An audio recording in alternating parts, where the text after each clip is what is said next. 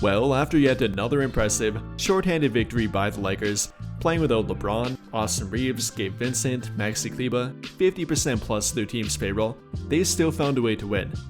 And yes, they did have Luka Doncic playing, not his normally efficient self last night, but was pretty great per usual. Though at this point, I think we gotta give a lot of credit to their role players. I mean, their supporting cast has been absolutely great, whether Luka Doncic isn't playing, whether Austin Reeves is not playing, whether all three of Luka, LeBron, and Austin are playing. They found a way to not only make them competitive, but actually win them some games too.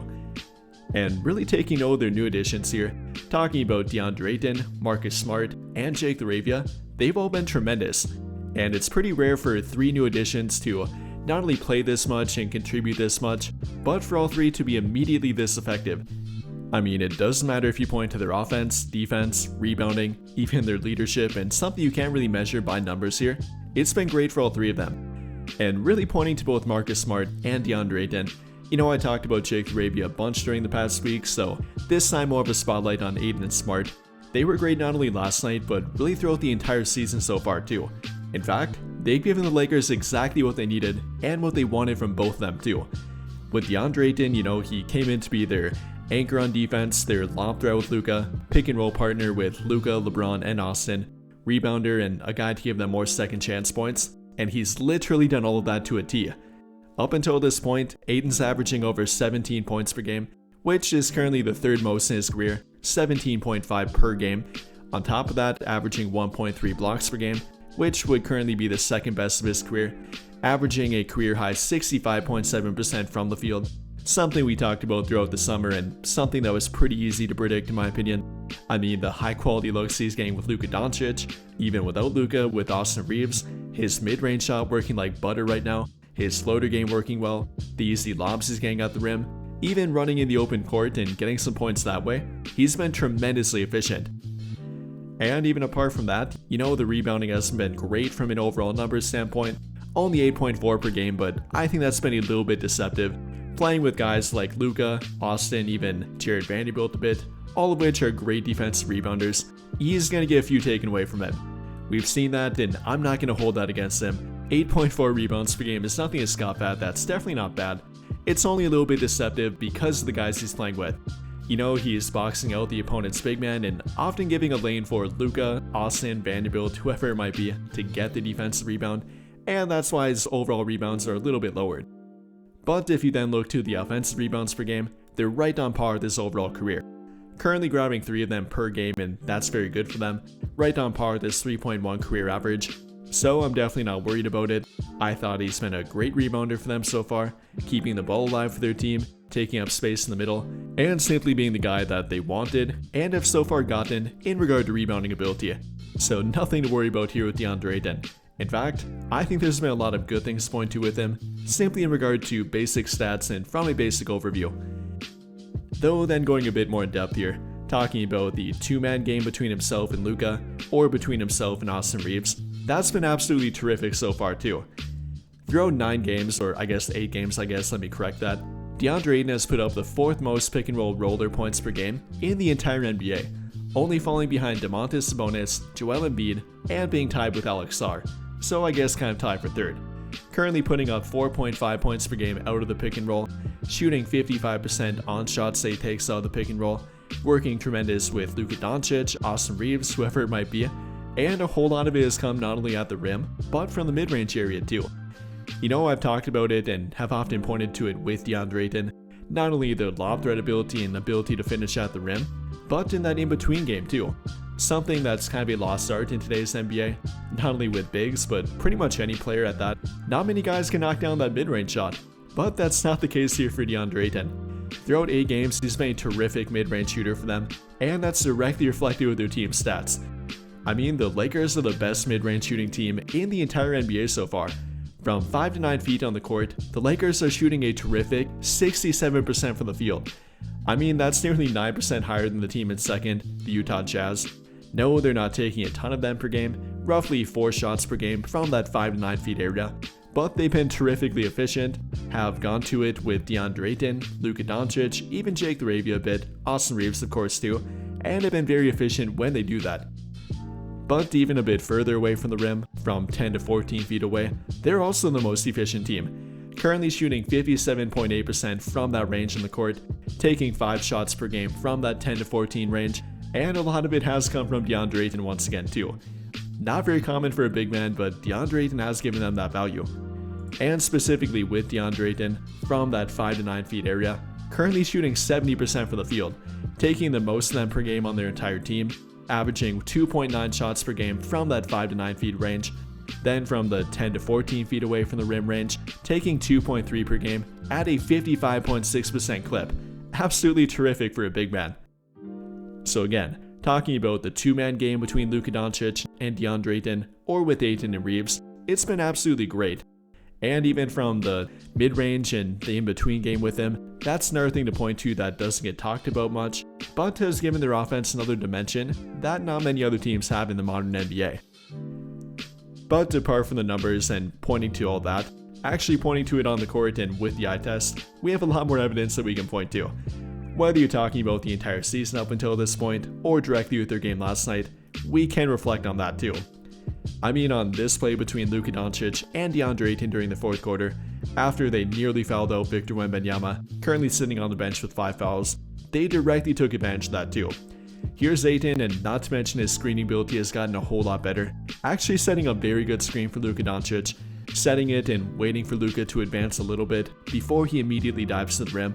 Something else I want to note with Ayton, at one time he wouldn't really set a good screen, even apart from that wouldn't wait to dive to the rim, often would get ahead of the ball handler, and that's not a good thing to do, kind of clogging up the middle and not giving the ball handler a lane to drive to the rim, or to set up the opponent's big man to take them away from the rim for a potential lob.